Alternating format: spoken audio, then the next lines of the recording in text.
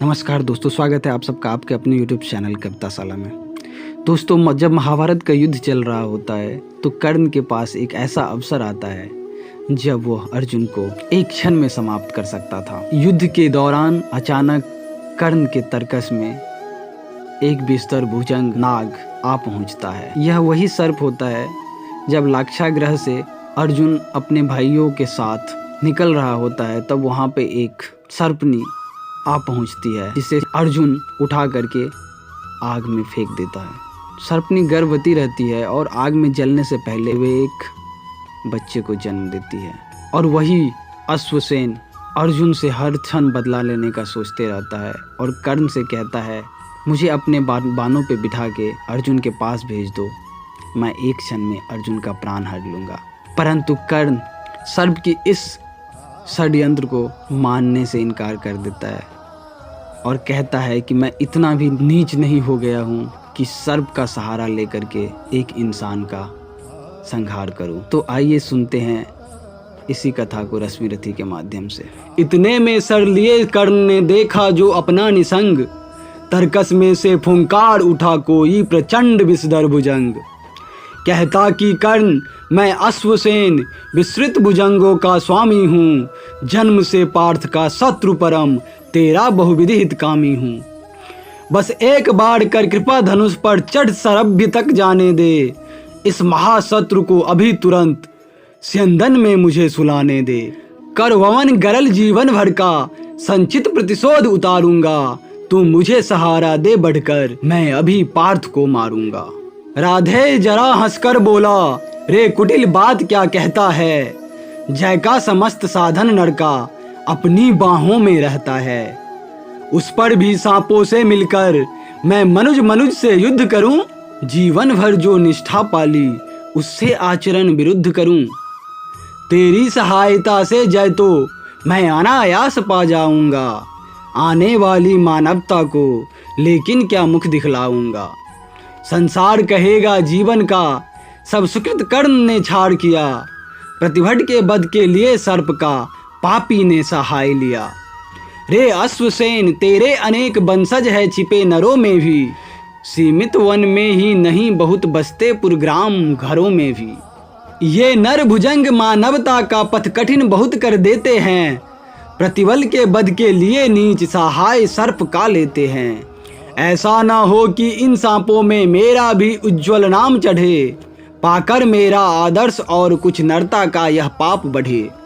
अर्जुन है मेरा शत्रु किंतु वह सर्प नहीं नर ही तो है, संघर्ष सनातन नहीं शत्रुता इस जीवन भर ही तो है। अगला जीवन किस लिए भला तब हो द्वेषांत बिगाड़ू मैं, सांपों की जाकर शरण सर्प बन क्यों मनुष्य को मारूं मैं। जा भाग मनुज का सहज शत्रु मित्रता न मेरी पा सकता, मैं किसी हेतु भी यह कलंक अपने पर नहीं लगा सकता। काकोदर को कर विदा कर्ण फिर बढ़ा समर में गर्जमान, अंबर अनंत झंकार उठा हिल उठे निर्जनों के विमान।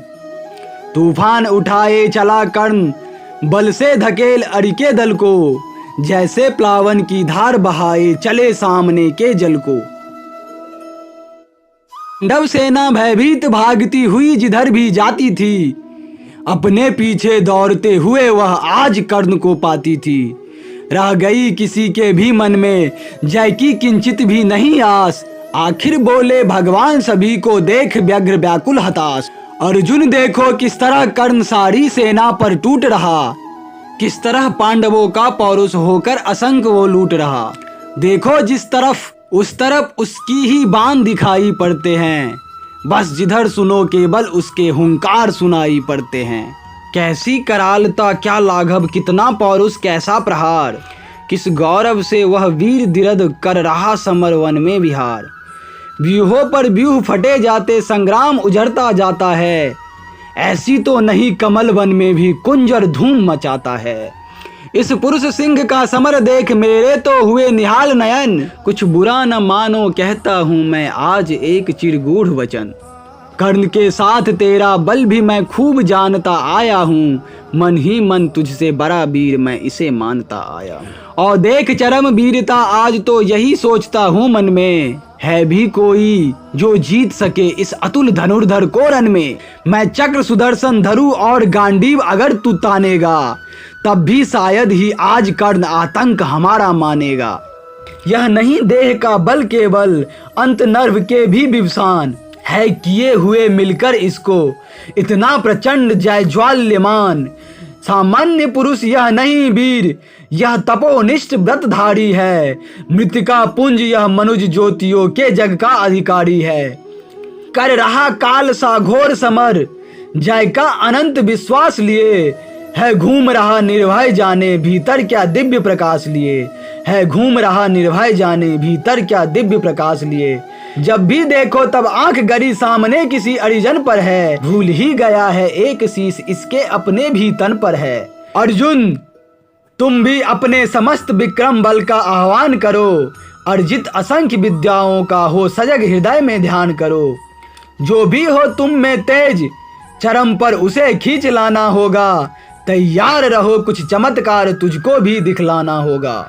दिन मणि पश्चिम की ओर ढले, देखते हुए संग्राम घोर, गर्जा सहसा राधे न जाने किस प्रचंड सुख में विभोर।